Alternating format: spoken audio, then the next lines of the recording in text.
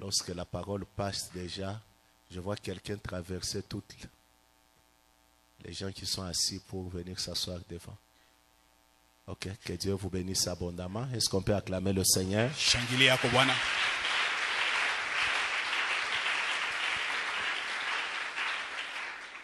Que Dieu soit loué. Le pasteur Johnny Aaron nous a bénis depuis le dimanche jusqu'à aujourd'hui, mardi. Il termine aujourd'hui pour que notre orateur prenne à partir de demain. Merci beaucoup, pasteur, d'être venu pour ce privilège que tu nous as accordé, malgré tes multiples occupations. Que Dieu te bénisse. Comme je te l'ai dit la fois passée, je prie toujours pour que tu restes en train de briller. Une race pure, actuellement, c'est une race rare. Mais si on peut se maintenir, marcher avec le Seigneur, continuer, vraiment c'est quelque chose d'exceptionnel. J'aime ça, j'aime l'attitude surtout que vous avez pris malgré les exploits de rester normal. Ça, c'est l'attitude des gens qui vont loin. Quand vous savez, des fois les exploits, quand vous les faites, des fois ça monte à la tête. Et c'est encore bien quand ça reste à la tête. Mais ça devient très dangereux quand ça va au cœur. Mais j'aime le Seigneur et j'apprécie le ministère de cet homme parce que son cœur est resté froid et sa tête est restée normale, quel que soit ce que le Seigneur fait avec lui. C'est parmi des serviteurs de Dieu dans le domaine de la musique qui s'est imposé ici à Lubumbashi et qui est en train de s'imposer même au Congo. Mais il est resté normal. Alors nous serons encore bénis ce soir par son ministère. Pasteur, chez nous, nous disons souvent, peut-être on ne t'a pas répété ça le dimanche. Ici chez nous on dit, fais tout ce que Dieu te met à cœur de faire et dis-nous tout ce que Dieu te met à cœur de dire pourvu que nous soyons bénis. Parce que si nous vous avons appelé, c'est parce que nous savons qu'il y a quelque chose que nous n'avons pas, que vous avez, qui peut nous faire bénéficier. Alors on va dire, on peut lui donner le micro. Alors pendant que le pasteur Johnny Aaron s'avance, nous les recevons en acclamant très bien le Seigneur.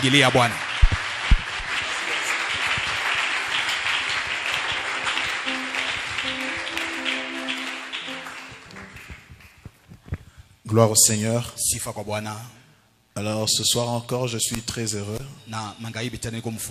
d'être dans la présence de notre Dieu. La Bible dit, c'est le psalmiste qui dit, heureux celui que tu choisis et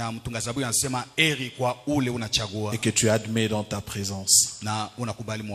Et c'est mon bonheur ce soir. Et je voudrais dire que c'est toujours un bonheur pour nous quand Dieu nous choisit et qu'il nous admet dans sa présence.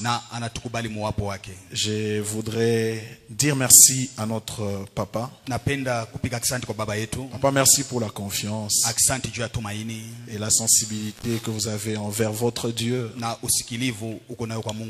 portant le choix sur ma personne. Je sais que je ne suis pas les meilleurs des prédicateurs, mais porter le choix sur ma personne est un encouragement pour moi. Et je prie toujours que Dieu exauce votre prière à mon égard, que je continue à briller. Amen. Que Dieu soit loué.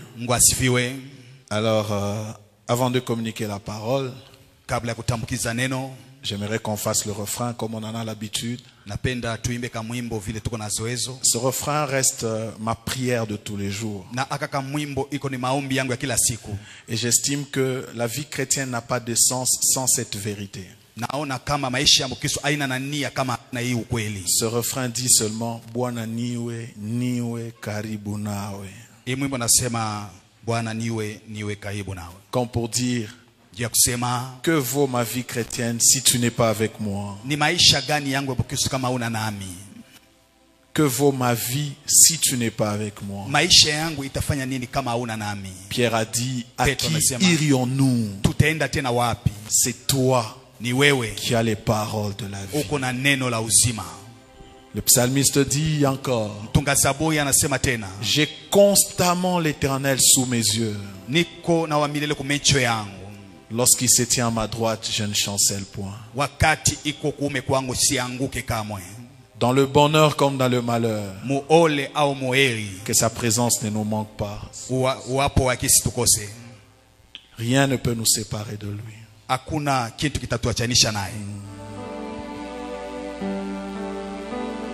Niwe karibu nawe, karibu nawe, Mungu wangu. Niwe karibu nawe, karibu nawe, Mungu wangu. Quelqu'un peut le chanter.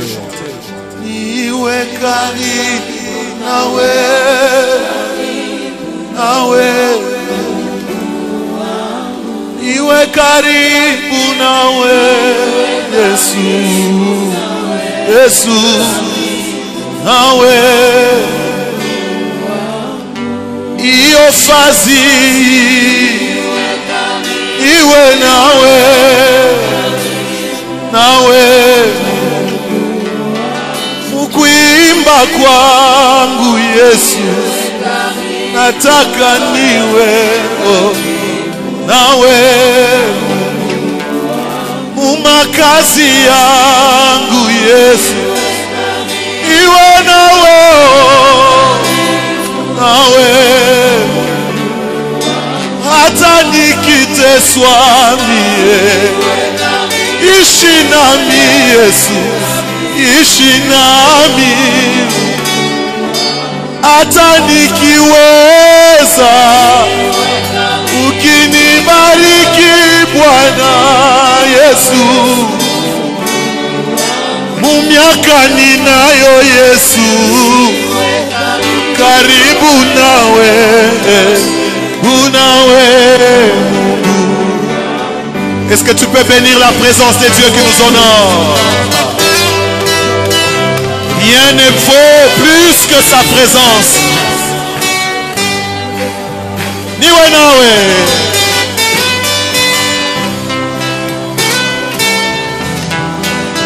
Cette présence qui ne se dilue pas. Il nous a garanti sa présence. Il a dit même quand tu passeras par le feu, je serai avec toi. La flamme ne t'embrasera point. Tu passeras par les eaux, je serai avec toi.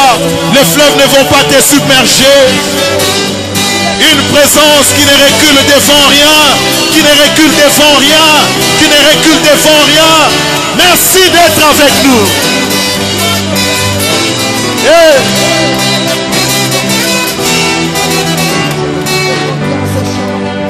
Bwana niwe, Bwana niwe, Bwana niwe karibu nawe. Bwana niwe, oh, Bwana niwe Yesu. Niwe karibu nawe. Kila siku natamani mie Yesu. Niwe karibu nawe. De janvier à décembre, naomba lwangu Yesu. Mali yako sitaweza ishi mie. Oh, mali yako mimi ni mauti Yesu. Yesu kirudi,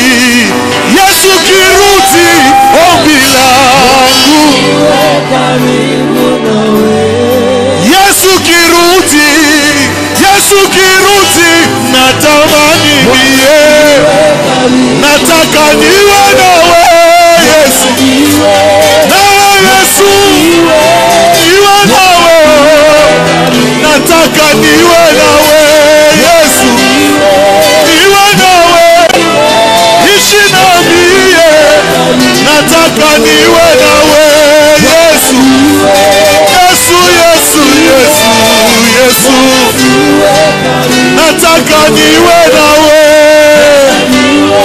niwe nawe, nawe Yesu, niwe nawe, unaniwe nawe Yesu, nawe Yesu, bila wewe nitapotea mie, nawe Yesu, nawe Yesu, kusola maisha yangu niwe, munganga mwema ninaye niwe, niwe nawe, niwe nawe, nawe Yesu, niwe nawe, niwe nawe, niwe nawe,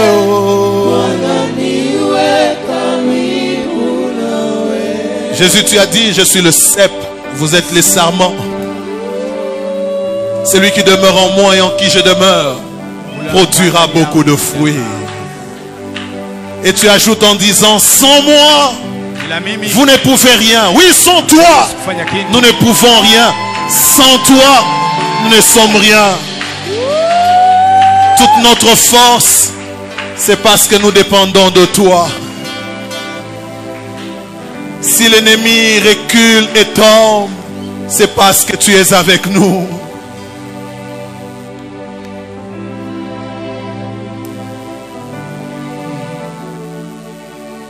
Musungi jishalana kushi kumibia chenabia ani nebukole shalana nipa bwipi musungi jishalana kushi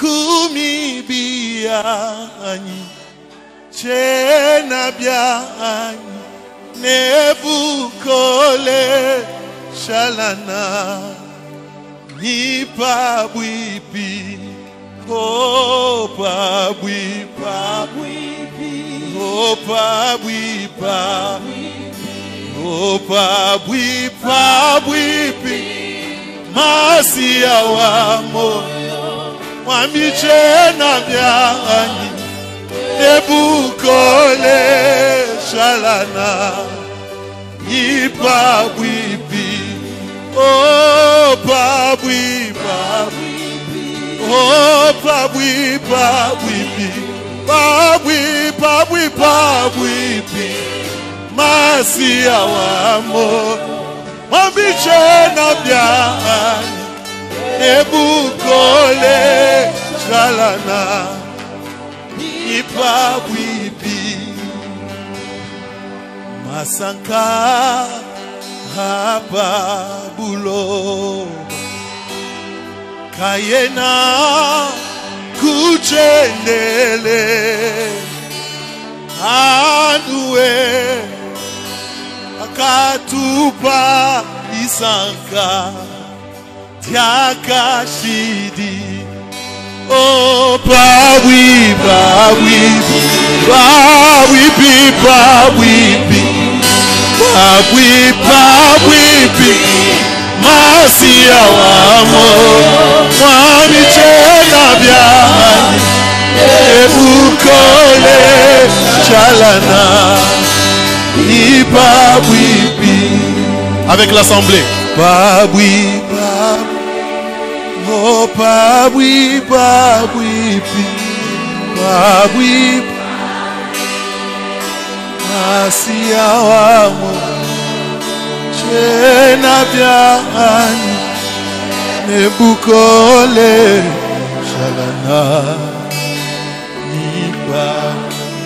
Une dernière fois. Babui, babui, babui, babui, babui, babui, masia wa moyo, chena biani, nebukole, chalana. Est-ce qu'on peut apprécier cette présence? Oh, cette présence, c'est parce qu'il est avec nous que nous sommes forts.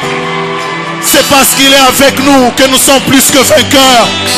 C'est parce qu'il est avec nous que cette réunion a sa raison d'être. Alléluia. Qu'il soit honoré ce matin, ce soir. Qu'il soit béni. Qu'il soit béni. Qu'il soit béni. Celui qui demeure sous l'abri du Très-Haut repose à l'ombre du Tout-Puissant.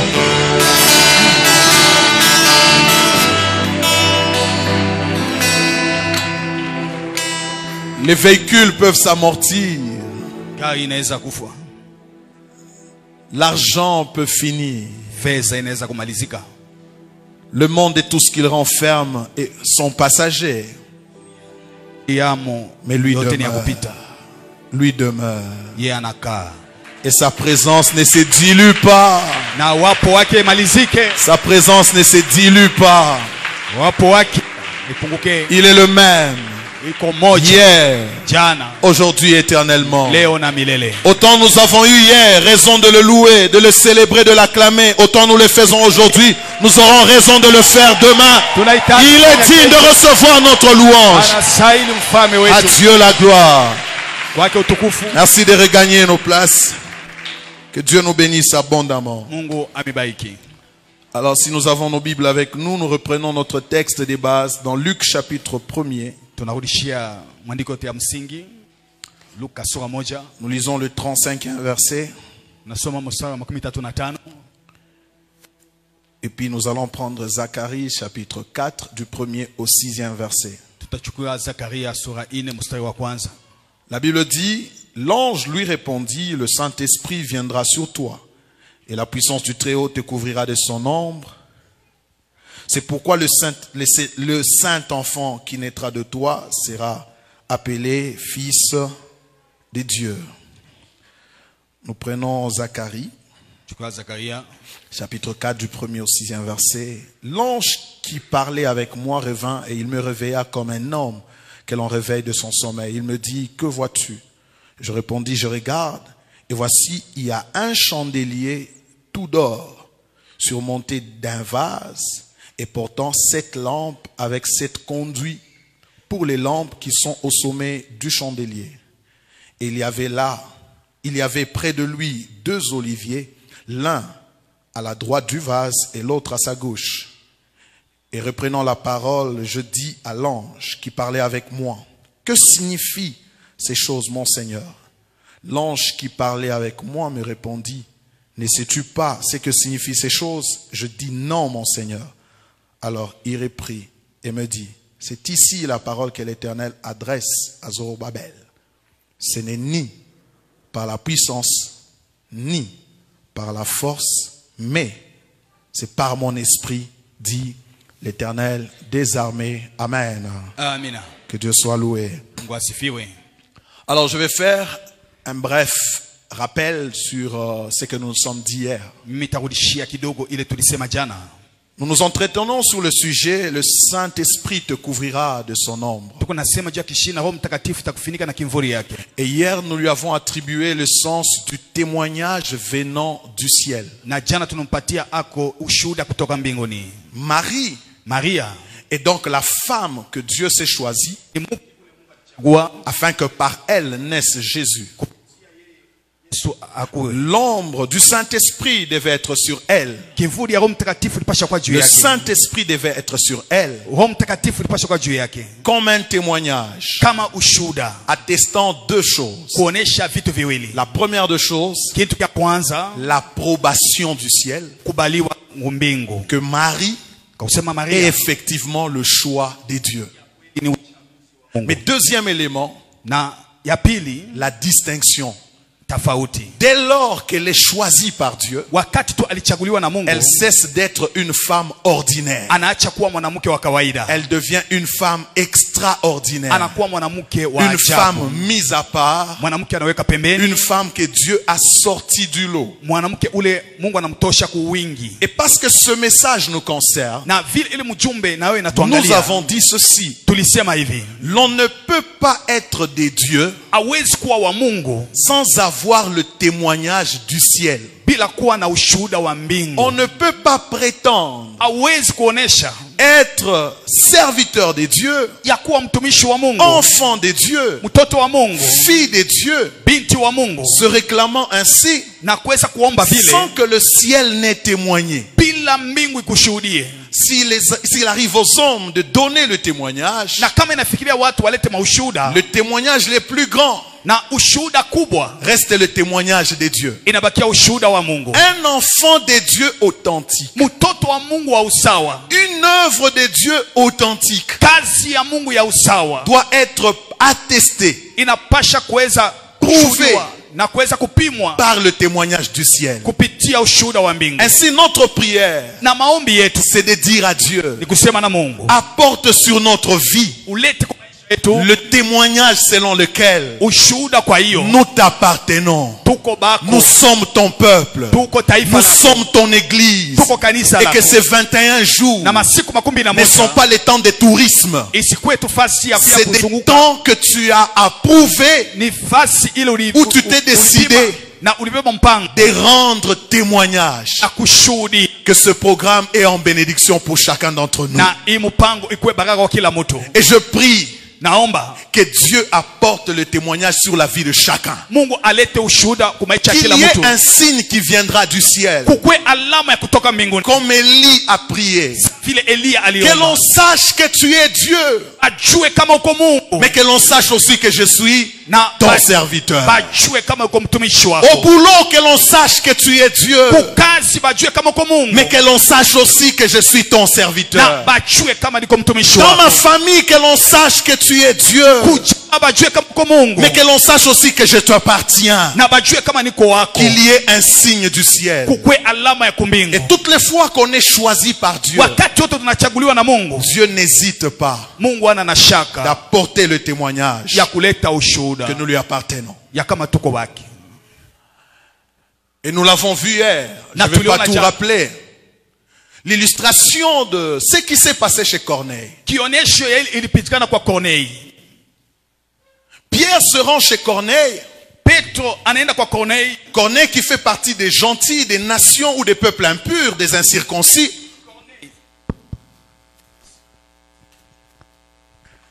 Alors je disais que Pierre se rend chez Corneille, qui fait partie des incirconcis ou des peuples gentils.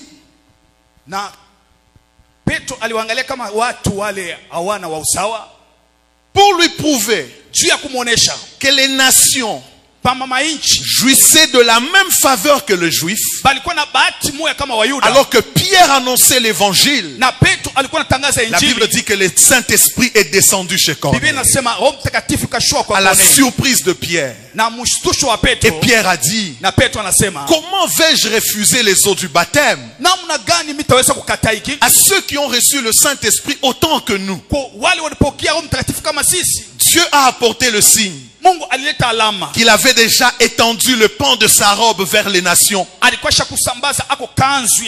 le baptême du Saint-Esprit qui s'est passé chez Corneille. Je prie que dans ce programme, Dieu le fasse aussi. Que l'on sache que tu es des dieux. Quand le Saint-Esprit viendra descendre sur toi, comme un baptême et comme un revêtement. Oui, je crois que quelqu'un parlera en langue dans ce programme. Quelqu'un sera revêtu du Saint-Esprit dans ce programme, comme un signe que Dieu l'a choisi. Nous l'avons vu avec Jésus. Il était contesté.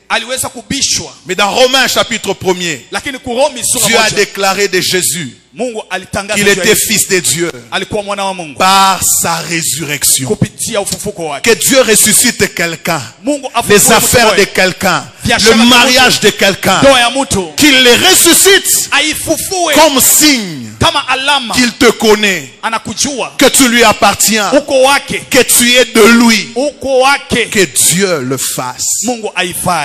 Et dans Hébreux 2, 4, ceux qui rendaient témoignage, Dieu appuyait leur témoignage par des signes, par des miracles, par des dons du Saint-Esprit.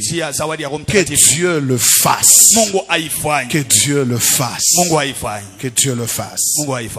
Et pour ce soir, j'ai 2 points que je voudrais partager avec nous. Le premier point a de rapport avec le texte que nous venons de lire dans Zacharie chapitre 4. C'est un texte connu pour certains, ou du moins pour les lecteurs de la Bible. Je voudrais faire remarquer peut-être 3 choses. La première des choses, c'est que Zacharie voit dans une vision le chandelier d'or. Comme nous, on est... l'église chandelier d'or. Il voit le chandelier d'or. C'est comme s'il nous voyait en fait. Chandelier d'or. Zacharie a vu le chandelier d'or.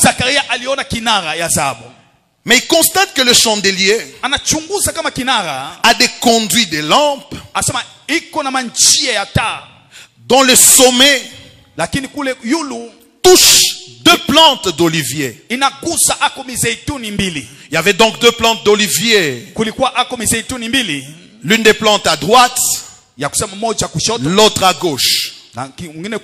Or, le chandelier ne portait l'huile qu'avec l'aide des sacrificateurs. Les lampes du chandelier s'allumaient que quand les hommes venaient y apporter l'huile. Mais bizarrement, le chandelier qu'il aperçoit, au lieu qu'il soit rattaché aux hommes, il est plutôt rattaché à la source. Quelle est cette source? C'est les plantes d'olivier. Alors on pose la question à Zacharie. Est-ce que tu comprends l'essence de ce que tu vois? Zacharie dit non, je ne comprends pas. Et on lui donne l'explication. C'est ici la parole que l'Éternel adresse à Zorobabel. Il dit, ce n'est ni par la puissance, ni par la force, mais c'est par mon esprit, dit l'Éternel des armées. Et le premier point que j'aborde ce soir, qui est le sens de l'ombre du Tout-Puissant sur nous, c'est la capacité que Dieu nous accorde à mener son dessein au succès. Maria, tu enfanteras. Même si tu es sans expérience, même si tu es vierge, même si tu n'as pas de parents, même si tu n'étais pas prêt, mais parce que mon plan a anticipé les choses.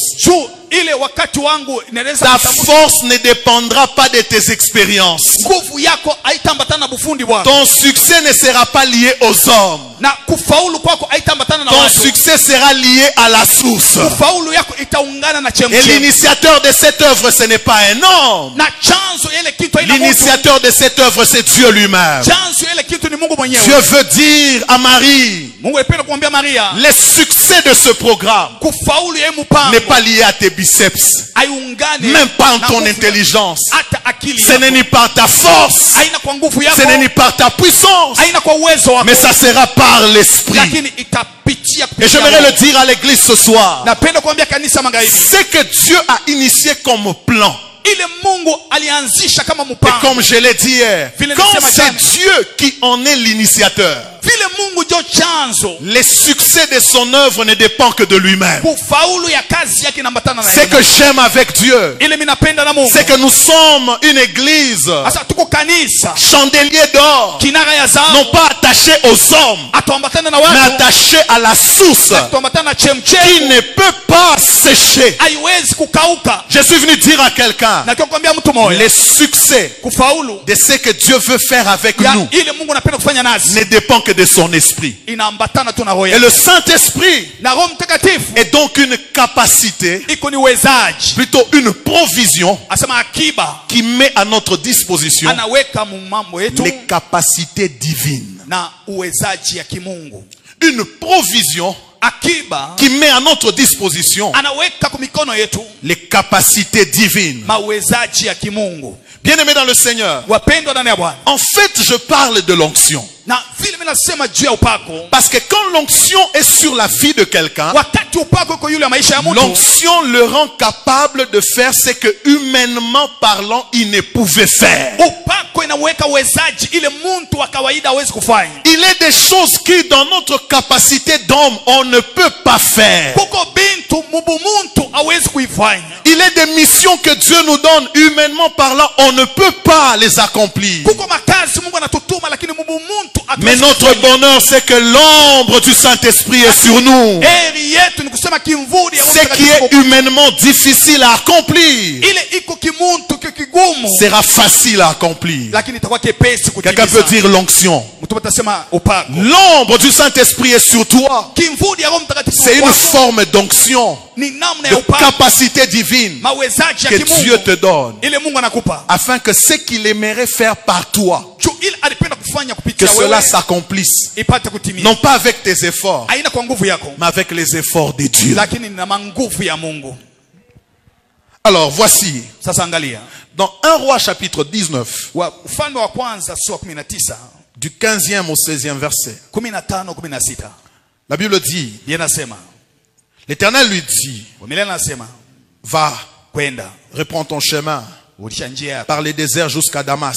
Et quand tu seras arrivé, tu oindras Azaël pour roi des Syries. Verset 16. Tu oindras aussi Jéhu, fils de Nimshi, pour roi d'Israël. Et tu oindras Élisée, fils de Shaphat, d'Abel Méola, pour prophète à ta place. Je prends un deuxième texte. Exode 30, verset 30. Exode 30, verset 30 nous dit, tu oindras Aaron et ses fils. Tu les sanctifieras pour qu'ils soient à mon service dans le sacerdoce. J'ai pris ces deux textes pour illustrer quelque chose. Quand on parcourt l'Ancien Testament, 3 catégories de personnes recevaient l'onction. La première catégorie, c'est la catégorie des sacrificateurs. Ainsi, les fils d'Aaron et Aaron lui-même devaient être oints parce qu'ils étaient appelés au service. Mais également dans le texte que nous avons lu, nous voyons le roi, les deux rois, le roi de Syrie et le roi d'Israël, qui devaient également être oints. Mais un peu plus loin, également Élisée en tant que prophète devait être oint. Donc on a des sacrificateurs, on a les rois, on a les prophètes.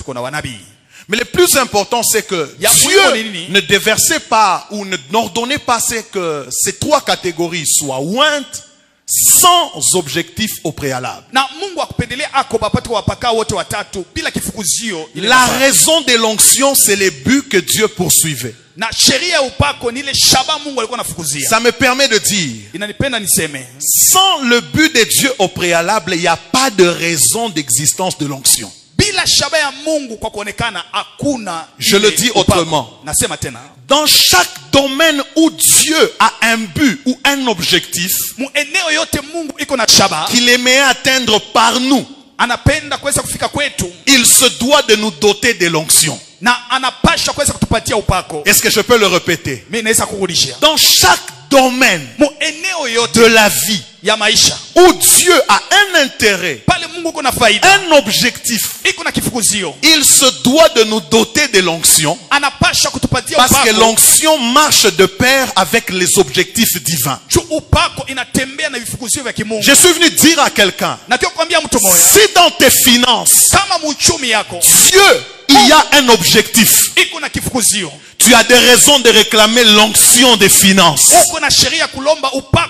Si dans ton mariage, Dieu, il y a un objectif, nous avons intérêt de réclamer l'onction de mariage. Si dans tes études, Dieu, il y a un objectif, nous avons intérêt à réclamer l'onction des études.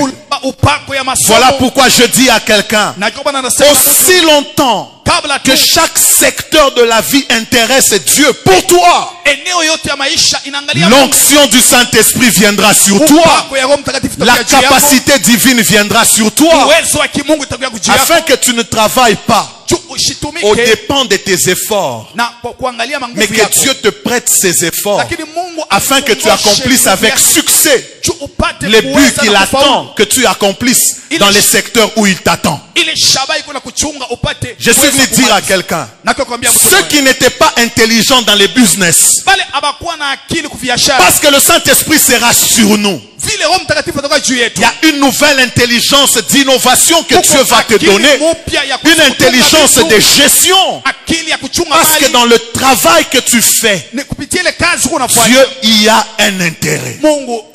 Que celui qui n'était pas sage et intelligent dans ses business, que celui qui n'était pas sage et intelligent dans ses études, que Dieu lui prête l'intelligence divine, la sagesse divine, les capacités d'en haut, afin que là où tu pouvais échouer, Dieu en te prêtant ses efforts, que tu n'échoues pas. Je suis convaincu que ce programme inaugure un cycle nouveau de percées, de succès, de prospérité, parce que nous nous engageons avec l'Esprit sur nous, nous nous engageons avec l'onction. Dieu nous prête ses capacités divines. Quelqu'un peut dire, ce n'est ni par ma force, ni par ma puissance, mais c'est par ton esprit. Dans la réalité du chandelier, si chaque fois que l'huile devait diminuer, l'homme devait aller chercher l'huile vers les plantes d'olivier. Le schéma était long, c'était un détour. Le fait que les chandeliers soient directement connectés à la plante d'olivier, Dieu inaugure une saison d'accélération. Je dis Dieu inaugure une saison d'accélération. Le chemin qui était long, Dieu le raccourcit. Il n'y aura plus de détours. Ce qui prenait 6 mois pour arriver ne fera qu'une semaine. Ce qui devait faire 10 ans ne fera qu'une année. Ce cycle de 21 jours est venu rapprocher ce qui était au loin pour quelqu'un. Je le déclare au nom de Jésus. Mais c'est aussi la saison de la facilité. Quand Dieu te prête ses efforts, il inaugure la facilité. Ce que tu avais du mal à faire, parce que tu n'en étais pas compétent, parce que tu n'en étais pas capable, tu en deviendras capable, parce que Dieu te prête de ses efforts. Marie, tu concevras, non pas par tes efforts, mais par la facilité que te procurera la provision divine. Ésaïe 10 verset 27 dit, en ce jour, son fardeau sera ôté de dessus ton épaule et son joug de dessus ton cou. J'aime la dernière phrase.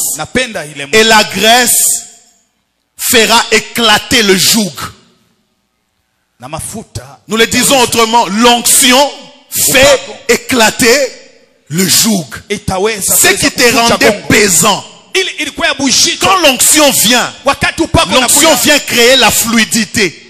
L'onction vient créer la facilité. Tu auras la facilité à faire certaines choses. Vous savez, l'indice que Dieu te veut quelque part, ou qui t'a appelé à faire quelque chose, c'est qu'il t'en accordera la facilité de faire. Si dans un secteur tu ne fais que forcer, ça veut aussi dire que Dieu ne te voit pas là. C'est pas le secteur de ton appel. Si c'est dans un domaine dans lequel Dieu te voit, il te rendra les choses un peu plus facile, plus simple. Voilà pourquoi je crois que ceux qui avaient de la peine à réaliser telle ou telle autre prouesse, Dieu leur accorde les aptitudes, les habiletés. Tu seras bon dans le mariage, tu seras bon dans le ministère, tu seras bon dans le business, tu seras bon dans chaque domaine où Dieu te veut. Est-ce que chanter c'est facile? Facile pour les uns, difficile pour les autres. Il faut en être appelé. Est-ce que composer c'est facile? Facile pour les uns, difficile pour. Si Dieu te veut là où tu es, qu'il te prête ses efforts. Marie, tu vas concevoir, tu vas enfanter. Parce que ça ne sera ni par ta force, ni par ta puissance, mais c'est par l'esprit. Celui qui ne réussissait pas, après ces 21 jours, il est condamné à réussir. Il est condamné à réussir. C'est la force divine. Marie était sans expérience. Elle n'a jamais connu un homme. Elle ne sait pas comment ça se passe. Et regardez la suite de l'histoire. Alors qu'elle avait les contractions, elle a voulu aller se rendre à l'hôtellerie. La Bible dit qu'il n'y avait pas de place pour eux. Imaginez-vous quelqu'un, une femme qui n'a pas d'expérience. Quand elle va là où elle doit s'accoucher, pas de place pour elle. Humainement parlant, c'est que la situation se complique davantage. Mais la garantie lui avait été donnée.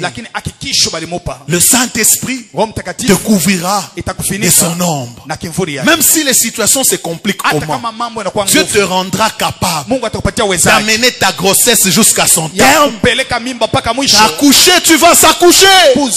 T'as accouché, tu vas t'accoucher. Non par tes efforts, mais par la puissance d'en haut. Elle est donc partie de Nazareth jusqu'à Bethléem. Dans des conditions difficiles, humainement parlant. Mais quand tu as la garantie que Dieu t'a donnée, ce qui peut paraître difficile pour les uns deviendra facile pour toi. Il y a des gens qui seront étonnés de te voir réussir là où eux ont échoué. Parce que l'ombre du Saint-Esprit est sur toi. Le Saint-Esprit est sur toi. Si Dieu a un objectif dans un domaine, il n'hésite pas de prêter de ses efforts afin que celui qui l'a choisi connaisse le succès. Le deuxième point par lequel je vais finir, pour que nous prions. Marie pose la question à l'ange. Il pose la question en fait à Dieu. Oui, je dois porter un enfant. C'est bien beau. Mais comment cela se fera-t-il? Et l'ange lui répond, le Saint-Esprit te couvrira de son ombre. Et c'est ça le thème de notre programme. L'ombre du Saint-Esprit, je lui accorde pour sens les voies de Dieu, le schéma de Dieu, le chemin par lequel Dieu passera, afin que ton comment devienne possible. Je ne sais pas si je l'ai bien dit.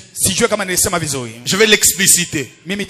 Chacun d'entre nous a des choses que Dieu lui a dites ou lui a révélées par rapport à sa destinée, et pour lesquelles il se dit, comment cela se fera-t-il?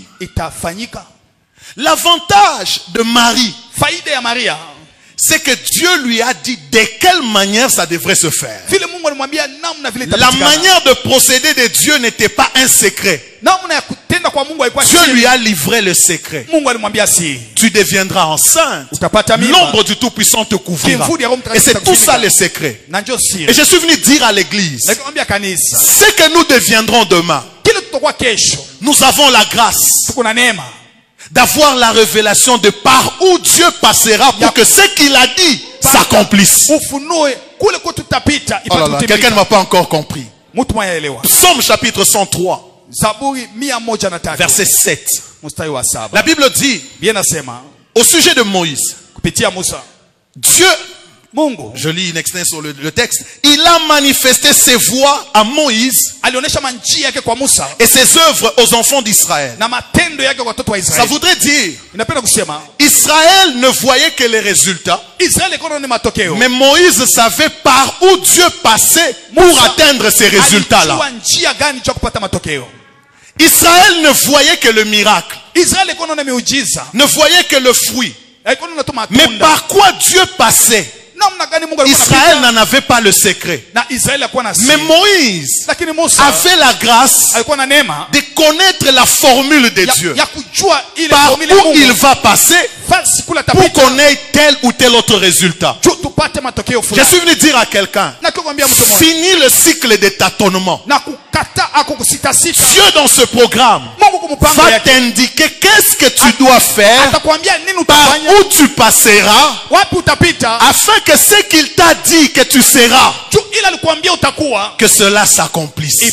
Il n'y aura plus de secret. Le chemin par lequel Dieu va passer va être révélé.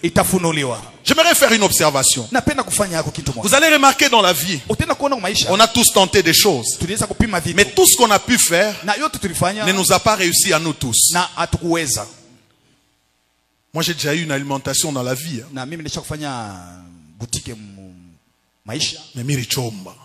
mais je suis tombé en faillite. Amen. Amen. Mais il y a des gens, à cause de l'alimentation, il a construit des maisons, il s'est épanoui. Il y a des gens qui ont tenté de faire le taxi. Il y en a qui ont piqué des crises. Mais il y en a d'autres, par les taxis, il s'est épanoui. Il a agrandi son entreprise. Il est devenu quelqu'un d'important. Il y en a d'autres, c'est par la moto. Je connais une histoire de quelqu'un avec $100. Il a commencé juste à acheter la farine. $100, c'est tout ce qu'il avait. Mais à l'heure où nous parlons, il a une parcelle, il a construit une maison, il a des alimentations, mais tout est parti de $100 dans la vente de la farine. Ce qui réussit aux uns ne réussit pas toujours aux autres. Et le plus important dans la vie, c'est de savoir par quoi Dieu aimerait que tu passes, afin que tu deviennes ce qu'il a dit que tu dois devenir. Quand tu ne sais pas ce que tu dois faire, tu es pareil à un aveugle. Tu es pareil à un aveugle. Tu essaies de tenter tout ce que tu vois. Tu peux tomber dans la maladie de l'imitation. Parce que tu as vu tel faire, toi aussi tu le fais. Mais le bonheur que tu as dans ce programme, c'est que Dieu va se charger de te révéler ses voies. Dieu te dira exactement qu'est-ce que tu dois faire, par quoi tu dois passer, afin que ce qu'il t'a dit finisse par arriver. Posez la question à Abraham. Dieu lui a dit, je ferai de toi une grande nation. Je te bénirai et je rendrai ton nom grand. Je ferai de toi une source de bénédiction. Très bien. Mais le même Dieu lui a dit, pour que cela t'arrive, quitte ton pays.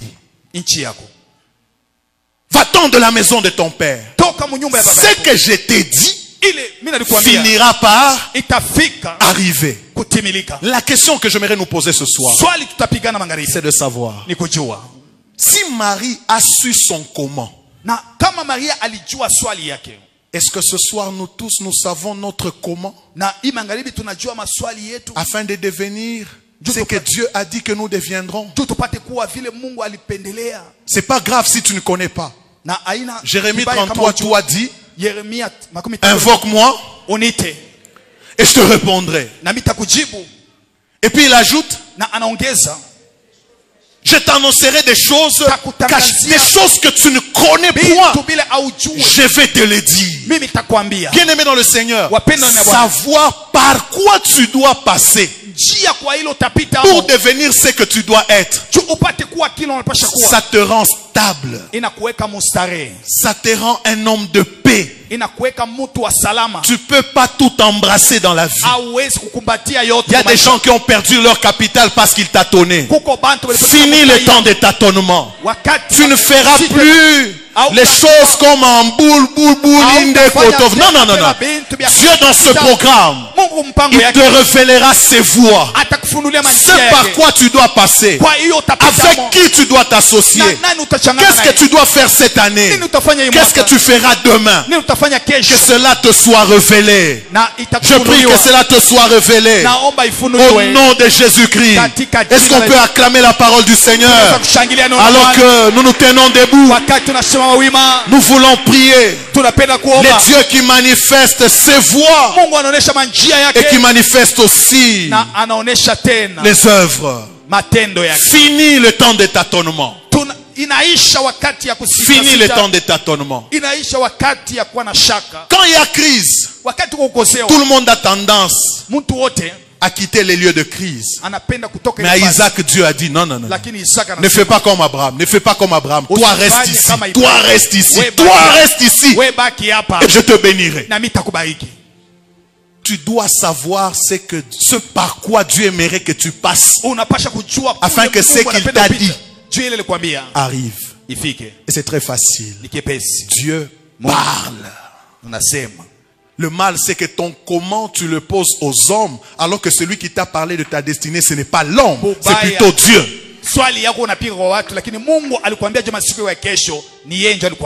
Pourquoi poses-tu des questions aux hommes alors que celui qui t'a révélé la destinée, c'est Dieu?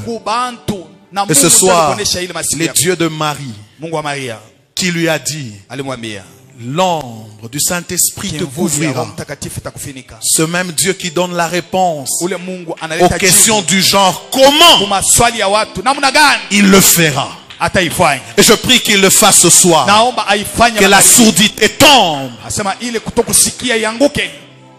Je suis disposé, assoiffé, que ton nom descend sur moi. Je suis disposé, assoiffé, que ton onction descend. Fini la vie de tâtonnement. Je suis assoiffé. Les dieux qui répondent aux questions des hommes. Je suis disposé, assoiffé. Prête-nous tes efforts.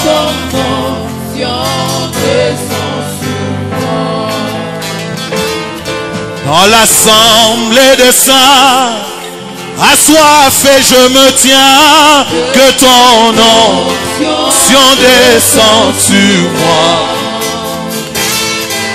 Conscient que mon destin est dans le creux de tes mains. Que ton onction descend sur moi. Conscient que mes efforts ne sauraient m'amener au succès. Que ton onction descend sur moi.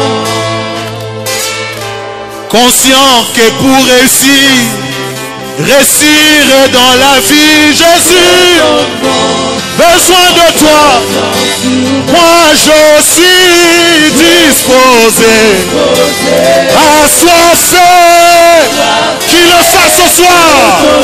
L'onction. Moi je suis disposé, assoiffé. Fais fort. Moi je suis disposé, assoiffé.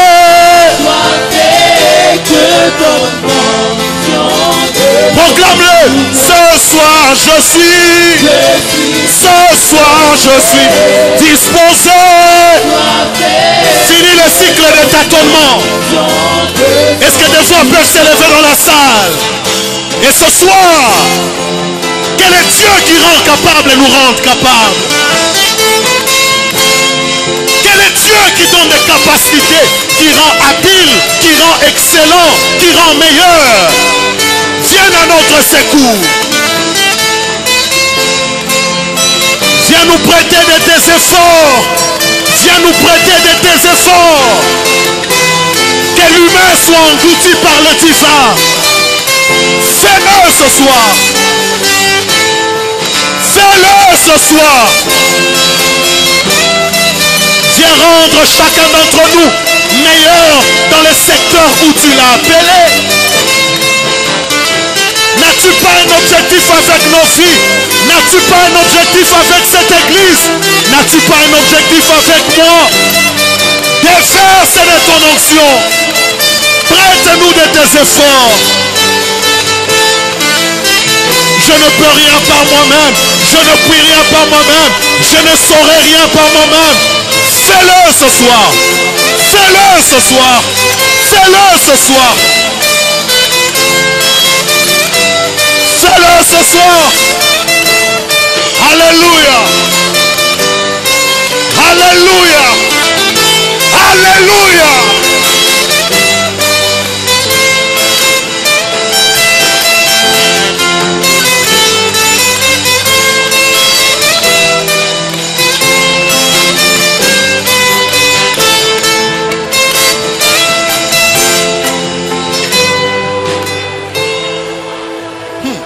Apocalypse dit que celui qui a des oreilles entende ce que l'Esprit dit à l'église. Que la sourdité spirituelle tombe au nom de Jésus. Si un roi sans alliance avec Dieu, Pharaon, un roi païen sans alliance avec Dieu, a eu un songe sur la destinée de l'Égypte. Comment Dieu ne peut-il pas te parler? Comment Dieu ne peut-il pas te parler? Jésus a dit, je connais mes brebis. Mes brebis me connaissent aussi. Mais il ajoute, elles entendent ma voix. Elles entendent ma voix. Si tu es la brebis de l'Éternel, si tu es la brebis de l'Éternel, que tes oreilles s'ouvrent. Que tes oreilles s'ouvrent. Que tes oreilles s'ouvrent. Finis le cycle de tâtonnement. Tu n'imiteras pas quelqu'un d'autre. L'ombre du Tout-Puissant est sous toi. Le comment de ta vie sera résolu. Qu'il le fasse. Au nom de Jésus, qu'il le fasse. Que les écailles tombent de tes yeux. Que les écailles tombent de tes yeux. La Bible dit, heureux ceux qui placent en toi leur confiance. Ils trouvent dans leur cœur des chemins tout tracés. Des chemins tout tracés. Alléluia.